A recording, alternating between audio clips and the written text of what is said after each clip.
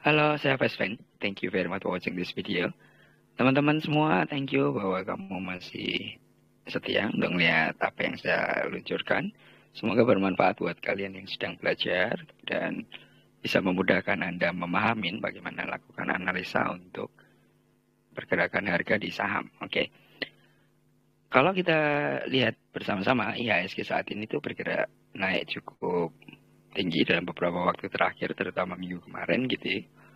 Dan kita mau lihat saat ini tambang dan emas itu apakah masih akan berkilau ketika pergerakan IHSG seperti ini. Dan yang kita lihat semua bahwa harga emas itu cenderung menurun beberapa waktu terakhir meskipun sempat naik cukup tinggi ketika awal perang Rusia dan Ukraina. Kita akan lihat nanti untuk Antam, kemudian kita coba lihat juga BRMS, MDKA, dan juga ONTR.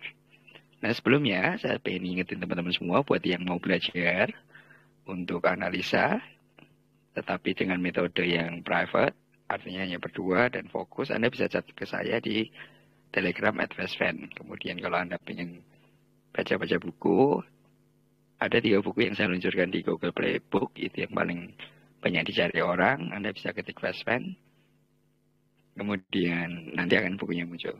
Oke. Kita coba lihat Antam. Antam ini posisinya, kalau secara signal di Alger News Channel atau Alger News Group yang di Telegram itu posisinya sedang muncul signal. Kalau kita lihat Antam sendiri dari beberapa berita sebetulnya cukup menarik karena sampai dengan kuartal 3 itu target penjualan dia naik dan tercapai di 31%, dan ada isu juga bahwa dilakukan buyback. Artinya secara operasional dia masih cukup bagus, tetapi apakah dengan kondisional berita yang ada itu akan mendorong Antam naik? Kita akan coba lihat nanti dari beberapa time frame untuk bisa menyimpulkan apakah pergerakannya naik atau akan balik turun. Kemudian kalau kita lihat MDKA, posisinya hampir sama dengan Antam, signalnya tapi nggak muncul di sini gitu. Pergerakan dia masih sedang mencoba untuk tembus EMA 50. Ini yang menarik kalau secara daily. Nah kalau kita lihat dari sisi operationnya, semester 1 sebetulnya dia cukup bagus. Makanya kalau kita lihat di periode Juli Agustus itu pergerakannya naik cukup tinggi kalau teman-teman semuanya lihat. Karena kalau laporan dari yang mereka sampaikan dan ada di berita itu 16 kali laba bersih yang mereka bisa capai dan hasilkan. Dan kalau kita lihat di beberapa waktu terakhir juga itu sebenarnya banyak sekuritas yang mulai merekomendasikan gitu. Dan bahkan dia memprediksikan MDKA itu akan bergerak lebih positif sampai dengan tahun depan. Kemudian kalau kita lihat BRMS ini lebih menarik gitu. Karena berita terakhir, kalau Anda lihat di YouTube ataupun di beberapa channel-channel berita, itu laba bersih dia atau bottom line-nya naik sekitar 5,8%. Dan kemarin itu banyak institusi juga yang institusinya cukup besar itu mulai ambil BRMS, artinya mulai pada nyicil beli. Nah, kalau lihat upaya yang mereka lakukan, ketika harga emas masih turun posisinya, BRMS ini mulai mendorong penjualan emasnya untuk bergerak naik dan itu tercapai 28% kenaikannya. Sementara dari sisi produksi mereka mendorong naik melalui anak perusahaannya dan itu bisa 26% kenaikannya. Ini cukup menarik sebetulnya, tetapi kita akan lihat nanti secara teknikal karena kalau kita lihat dari signal yang ada, ini sudah mulai muncul triangle merah atau segitiga merah, artinya akan sedikit koreksi dulu sebelum nanti akan muncul lagi segitiga putih kalau kira-kira di sini. Sementara kalau kita lihat UNTR ini juga kalau lihat berita menarik. Kalau lihat dari posisi chartnya yang ada sekarang juga cenderung bergeraknya itu adalah naik karena habis koreksi wajar yang terjadi di UNTR. Dan kalau teman-teman lihat beberapa berita, UNTR ini cukup fantastis di kuartal 3 karena dia mampu menjual 4.534 unit Komatsu, peralatan berat yang mendorong market share dia itu bisa mencapai 28%. Artinya secara operasional cukup bagus, dan kalau Anda lihat beberapa sekuritas itu juga mulai merekomendasikan buy. Salah satunya adalah RHB. Kalau Anda lihat cek di rekomendasi mereka, itu sudah mulai direkomendasikan. Dan yang paling menarik adalah UNTR ini sampai dengan kuartal 3 itu mencapai 82% target annualnya. Umumnya ya kalau target 75%, kalau kuartal 3 ya kalau dibagi 4. Tapi dia mencapai 82%, artinya kinerja mereka itu lebih bagus dari normal yang ada. Dan minggu lalu itu juga sama kasusnya, bahwa asing itu mulai collect.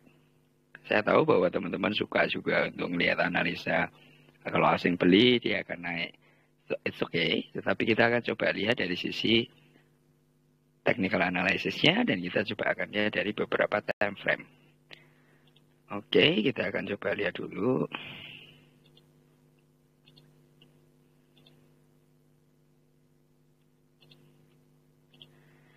Antam.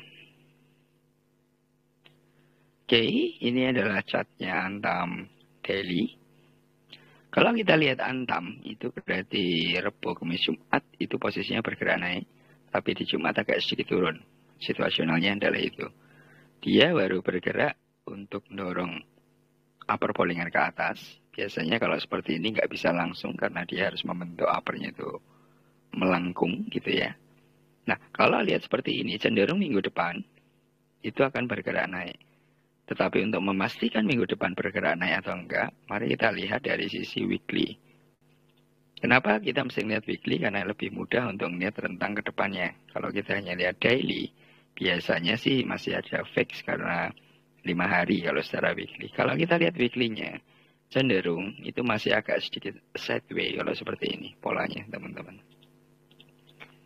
Dia baru berusaha untuk sampai ke middle Bollinger. Artinya kalaupun minggu depan dia bergerak, dia harus nembus dulu 1928. Kalau beli sekarang boleh apa enggak? Itu pertanyaan yang umum terjadi, yang muncul di beberapa grup kalau saya lihat. Ya boleh-boleh aja, tapi Anda harus hati-hati kalau dia turun di bawah 1755, karena cenderung akan drop dulu. Atau bisa jadi tarik turun untuk buat ekor, kemudian baru diangkat naik. Maksimum kalau minggu depan, dia akan bergerak di mana? Itu biasanya akan di 1988 dulu. Atau kalau dilompatkan minggu depan itu paling nggak harus nempel di 2065 sekitar itu. Ini adalah analisa untuk Antam. Apakah Anda akan beli atau enggak? Tapi kalau dorongannya kuat, bukan nggak mungkin, Antam itu akan mencoba posisi sampai 2233 yang dia harus tembus. Tapi kalau lihat posisinya ini bisa terjadi sekitar 2 atau 3 minggu maksimal. Kemudian kalau kita coba lihat dari MDKA sendiri, posisinya seperti apa? Yuk kita coba perhatikan. Kalau secara weekly, posisi MDKA hampir sama seperti Antam tadi, tetapi sebetulnya kalau lihat posisi ini agak lebih kuat. Minggu depan dia akan break out EMA 50, artinya posisinya akan ganti atau transisi tren dari bearish ke arah bullish. Sampai di level berapa? Step pertama dia harus tembus di 4096. Tahapan berikutnya kalau dia akan didorong naik dalam rentang minggu ya teman-teman ya, itu akan ada di 4272. Kalau secara harian seperti apa kita coba perhatikan juga. Secara hariannya cukup kuat posisi naiknya kalau Anda perhatikan ini. Dan ini adalah fase di mana dia akan dorong dan akan mencoba untuk breakout EMA 50. Paling tidak di 3948. Once dia kuat tembus ke sini, dia akan naik yang tadi saya sempat sampaikan. Paling tidak dia akan di 4081.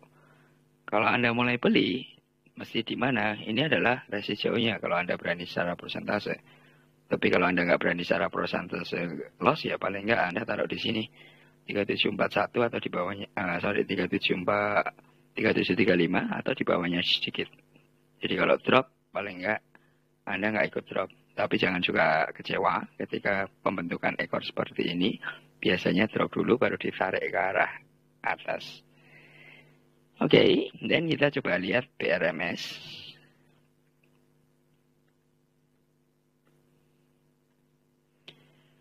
BRMS secara daily-nya barusan mentok EMA 50. Ini yang saya sampaikan mentok EMA 50. Kenapa dia nggak kuat naik? Sebetulnya posisinya mentok EMA 50. Dan posisinya turun. Kalau turun seperti ini, biasanya butuh paling nggak 2-3 hari untuk bisa dilompatkan lagi untuk dorong ke atas. Nah, kalau seperti itu, yuk kita coba lihat secara weekly-nya, posisinya seperti apa.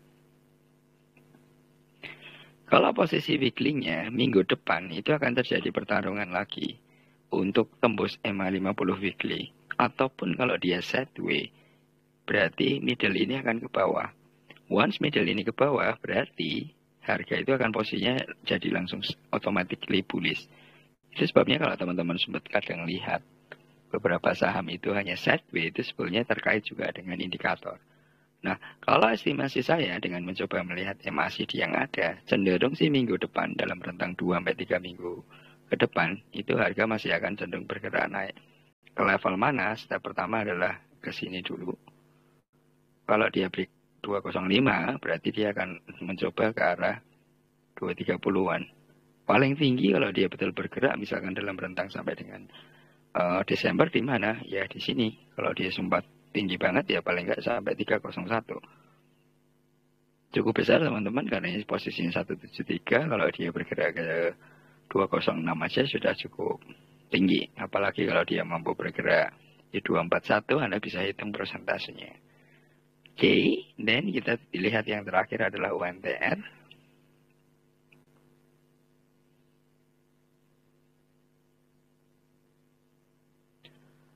UNTR ini seperti yang saya sampaikan tadi, sebetulnya posisinya adalah habis koreksi wajar. Kalau kita lihat mingguan begini, mungkin nggak begitu nampak. Kalau lihat harian memang akan nampak. Posisinya masih bullish sampai dengan bulan September, tetapi masuk ke bulan Oktober itu agak sedikit bearish. Bearishnya di mana? Karena ini adalah koreksi wajar. Tetapi kalau kita perhatikan, dia mampu bertahan di level-level ini. 31240 dan 32204. Apakah ini sudah ketinggian? Saya selalu bilang sih, ketinggian itu adalah persepsi. Karena kalau pada saat Anda di sini, lalu NTR itu di 26.000, ya orang bisa bilang ketinggian. Tapi ketika di sini, ya bisa bilang juga ketinggian, 32.000. Toh buktinya itu didorong terus sampai ke level teratas 36.000. Ini secara weekly. Dan kalau kita lihat polanya, cenderung dia akan sideways dulu sih. Atau kalau enggak ya di-dropkan dulu. Untuk apa? Polanya kan seperti ini teman-teman. Akan mendekatkan diri dulu ke EMA 50. Biasanya baru akan punya power untuk mendorong naik lebih kuat. Kalau seperti ini, Anda bisa beli, boleh. Tapi modalnya adalah jangka panjang. Kalau hanya jangka pendek, kita mesti lihat hariannya dulu. Kalau secara harian, cenderung masih sideways. Karena dia mencoba breakout EMA 50. Dan gagal, turun lagi kalau Anda perhatikan. Dan mencoba lagi, gagal lagi. Cenderung ini akan sedikit turun dulu, baru bisa naik. Karena kalau enggak, upper Bollinger ini nggak bisa langsung melengkung. Jadi peluangnya masih akan naik, ya, tetapi dalam rentang panjang, kalau rentang pendek cenderung belum. So, itu analisa untuk Antam, MTKA, kemudian PRMS dan UNTR. Thank you very much for watching this video.